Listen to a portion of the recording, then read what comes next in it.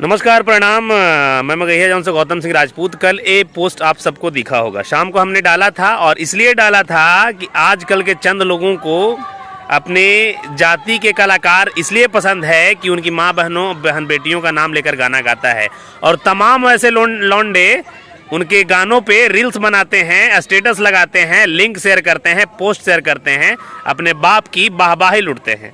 भैया बहुत मंथन किए, 2 साल हम लोगों ने लगातार बिना सोचे, बिना डरे, बिना सहमे, बिना विचार किए मुहिम को जारी रखा। बदलाव क्या हुआ ये हम नहीं, आप सब जानते होंगे।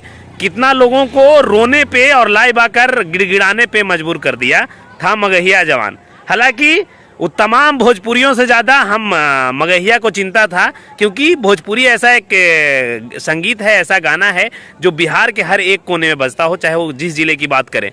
तो इस प्रकार की चीज़ें हैं। तमाम लोग दिन प्रतिदिन जिस प्रकार के जातीय रंग लेके, हमें भी सोच रहे थे कि जातिगत रंग में ढाल दे, लेकिन भैया ऐसा अगर लोग समझ रहे हैं, कर रहे हैं, तो हम सोचे कि क्यों ना अपना ही रंग बदल दें, है कि नहीं।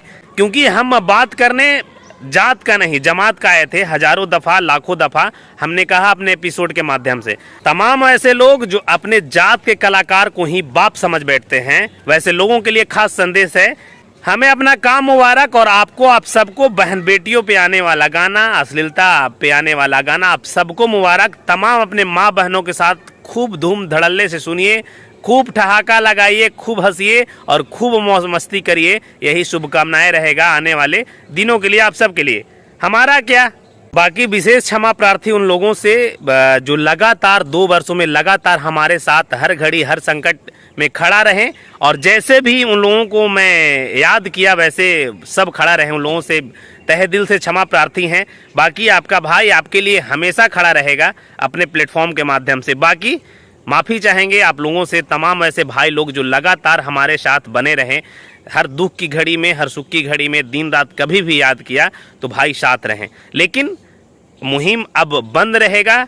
अब देखते हैं कितना बदलाव आता है, कौन ऐसा भोजपुरिया लाल है या कौन ऐसा और कोई है जो हम दोनों भाइयों ने जो कर दिखाया वो लोग करके दिखाएंगे।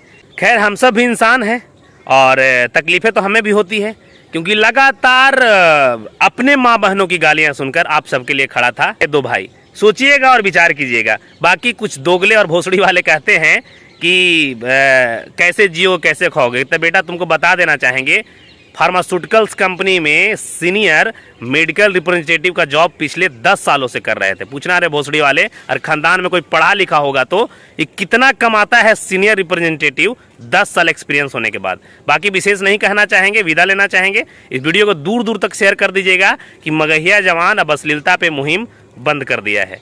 नमस्कार प्रणाम रहतो, और वैसे ही जय मगध जय बिहार रहतो।